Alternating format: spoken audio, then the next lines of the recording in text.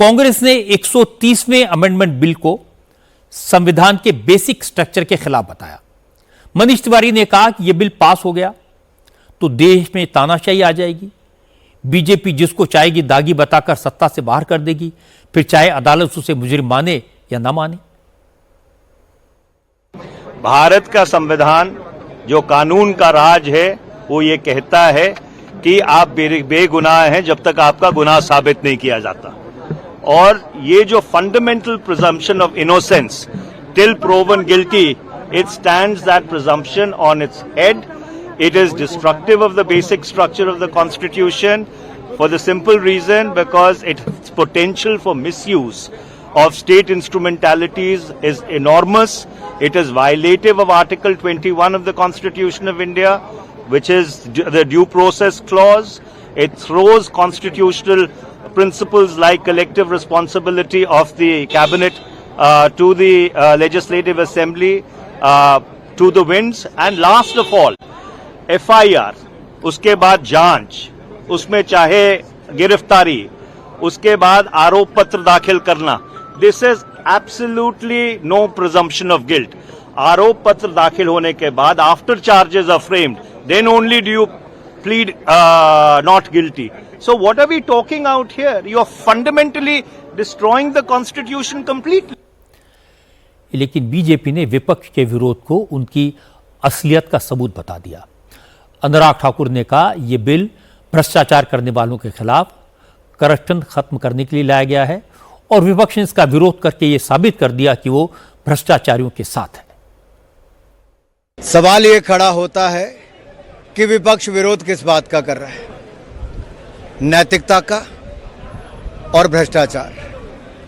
आखिरकार क्या भारतीय राजनीति में अगर भ्रष्टाचार के खिलाफ और नैतिकता के आधार पर इस्तीफा देने की बात और उसके बाद कानून बनाने की बात करते हैं तो विपक्ष इसका विरोध क्यों करता है? आज लड़ाई साफ है, कौन भ्रष्टाचारियों के और भ्रष्टाचार के साथ खड़ा है वो विपक्ष है, और कौन भ्रष्टाचार मुक्त पॉलिटिकल सिस्टम को करना चाहता है वो भारतीय जनता पार्टी एनडीए खड़ी है। और ये विरोध और इस तरह का ओछापन और इस तरह की हरकतें जो सदन के अंदर हुई उसने लोकतंत्र को शर्मसार भी किया और ये भी दिखा दिया कि विपक्ष भ्रष्टाचार के साथ खड़ा है, भ्रष्टाचारियों को बचाने के लिए खड़ा है और भ्रष्टाचारियों को बचाने के लिए किसी भी हद तक जाने के लिए तैयार है। समाजवादी पार्टी भी इस बिल का विरोध कर रही है, लेकिन रामगोपाल यादव ने एक अलग तरह की बात कही। उन्होंने कहा कि बीजेपी खुद अपनी ही कब्र खोद रही है।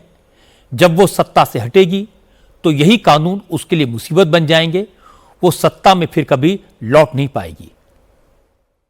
इस गवर्नमेंट में चार्ज न भी हो तब भी सीरियस चार्ज किसी के खिलाफ लगाया जा सकता है और लगाया जा रहा है। झूठे सीरियस चार्जेस में लोगों को बंद किया जा रहा है। अब जिन राज्यों में बीजेपी के मुख्यमंत्री नहीं हैं, मंत्री नहीं हैं, उनको हटाने के लिए एक दूसरा तरीका ये गवर्नमेंट ला रही है। मतलब डेमोक्रेटिक नॉर्म्स नाम की कोई चीज बची नहीं है और ये अभी बिल लाने वाले समझ नहीं रहे हैं। जिस दिन जाएंगे दोबारा कभी लौट के नहीं आएंगे। इनके इन कर्मों का इनके लोग भी खुद विरोध करने लगे हैं और संसद से तो अभी आप जानते हो किस तरह से लोग जो हैं मुंह नहीं खोल सकते, तो जो लाएंगे सो पास हो जाए। सबके अलग अलग तर्क हैं। तेजस्वी ने इसे एक तीसरा एंगल दे दिया। कहा तीनों नए बिल्स को नीतीश कुमार और चंद्रबाबू नायडू को डराने के लिए लाया गया है, क्योंकि मोदी सरकार के पास बहुमत नहीं है। इस कानून का डर दिखाकर बीजेपी नीतीश कुमार और चंद्रबाबू नायडू को अपने पाले में बनाए रखेगी।